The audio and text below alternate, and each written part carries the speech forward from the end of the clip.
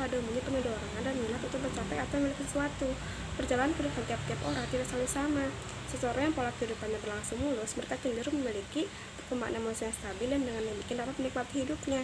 Sebaliknya, jika kehidupan seseorang tidak mulus dan kondisi lingkungan kurang menunjang, sangat dimungkinkan perkembangan emosinya sangat mengalami gangguan. Oleh karena itu, untuk memahami remaja perlu mengetahui apa yang harus dilakukan dan dipikirkan. Yang pertama, pengertian emosi.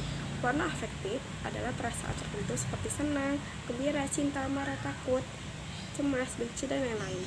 Jika warna afektif tersebut kuat, maka perasaan menjadi lebih dalam, dan begitupun sebaliknya. Jadi, emosi adalah warna afektif yang kuat dan ditandai oleh perubahan fisik. Pada saat terjadi emosi, seringkali terjadi perubahan-perubahan pada fisik, antara lain reaksi elektris pada kulit meningkat bila terpesona, peredaran darah bertambah cepat bila marah, denyut jantung bertambah cepat jika terkejut.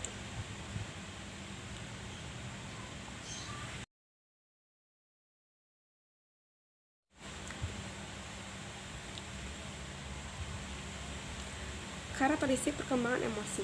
Secara tradisional, masa remaja dianggap sebagai periode badai dan tekanan, suatu masa di mana berada di bawah tekanan sosial dan mereka menghadapi kondisi baru. Pola emosi remaja adalah sama dengan pola emosi masa kanak-kanak. Perbedaannya terletak pada macam dan derajat rangsangan yang membangkitkan emosinya, dan khususnya pola pengendalian yang dilakukan individu terhadap ungkapan emosi mereka. Berikut beberapa kondisi emosional. Yang pertama adalah cinta atau kasih sayang. Apakah tidak ada manusia, termasuk remaja, yang dapat hidup bahagia dan sehat tanpa mendapatkan cinta dari orang lain? Kebutuhan untuk membaik dan menerima cinta menjadi sangat penting. Walaupun kebutuhan atau perasaan itu disembunyikan secara rapi, para remaja yang berotak secara terang-terangan, nakal, dan punya sikap rumusan besar kemungkinan disebabkan oleh kurangnya rasa cinta dan dicintai yang tidak sadari. Yang kedua ada gembira. Rasa gembira akan dialami apabila segala sesuatunya berlangsung dengan baik, dan para remaja akan mengalami kegembiraan jika ia diterima sebagai seorang sahabat atau bila ia itu cinta dan cintanya itu mendapat sambutan dari orang yang dicintainya. Ketiga, kemarahan atau permusuhan.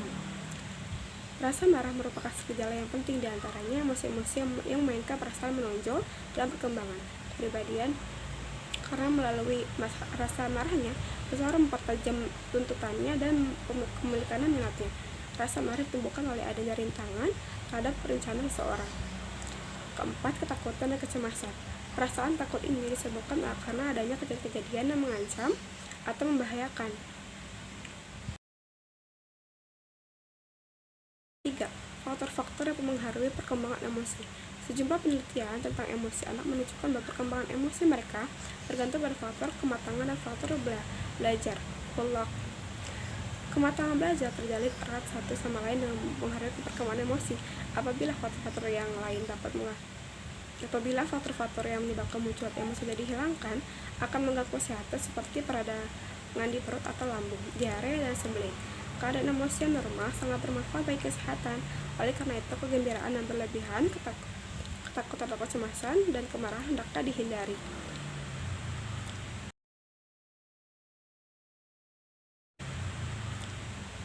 Perbedaan individual dan dalam perkembangan emosi. Meskipun pola perkembangan emosi dapat diramalkan, tetapi terdapat perbedaan dalam segi frekuensi, intensitas, serta jangka waktu dari berbagai macam emosi. Perbedaan ini sudah mulai terlihat sebelum masa bayi berakhir dan lebih mencolok dengan bertambahnya usia anak-anak.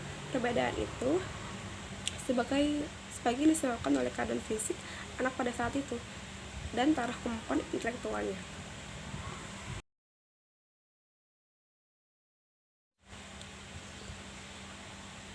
Perkembangan nilai, moral, dan sikap. Nilai-nilai kehidupan adalah norma-norma yang berlaku dalam masyarakat, misalnya adat kebiasaan dan sopan santun.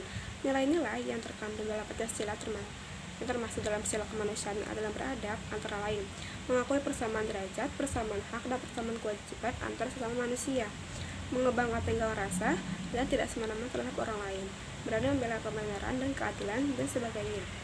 Moral adalah ajaran tentang baik buruk perbuatan dan kelakuan, akhlak, kewajiban, dan sebagainya. Dalam moral diatur segala perbuatan yang dinilai baik dan perlu dilakukan, dan suatu perbuatan yang dinilai tidak baik dan perlu dihindari. Menurut Gerung, sikap secara umum dapat diartikan sebagai kesediaan bereaksi individu terhadap sesuatu hal.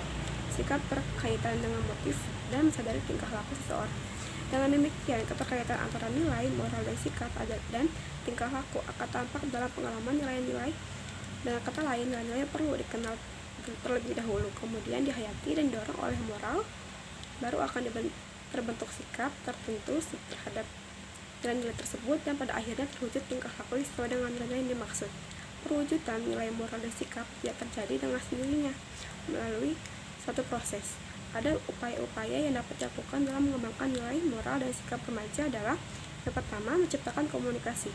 Dalam komunikasi didahului dengan pemberian informasi tentang nilai-nilai dan moral. Upaya untuk mengikutsertakan remaja dalam beberapa pemeriksaan keluarga, sedangkan dalam kelompok sebaya remaja turut aktif dalam tanggung jawab dan penentuan maupun keputusan kelompok. Yang kedua, menciptakan iklim lingkungan yang serasi. Seorang yang mempelajari nilai hidup tertentu dan moral, kemudian berhasil memiliki sikap dan tingkah laku sebagai cerminan nilai hidup, ini berarti usaha pengembangan tingkah laku nilai hidup tidak hanya merupakan pendekatan-pendekatan intelektual semata, tetapi juga mengutamakan adanya lingkungan yang kondusif, di mana faktor-faktor lingkungan itu merupakan penjelmaan kongres dan nilai hidup tersebut. Nilai-nilai keagamaan perlu mendapat perhatian karena agama juga mengajarkan tingkah laku yang baik.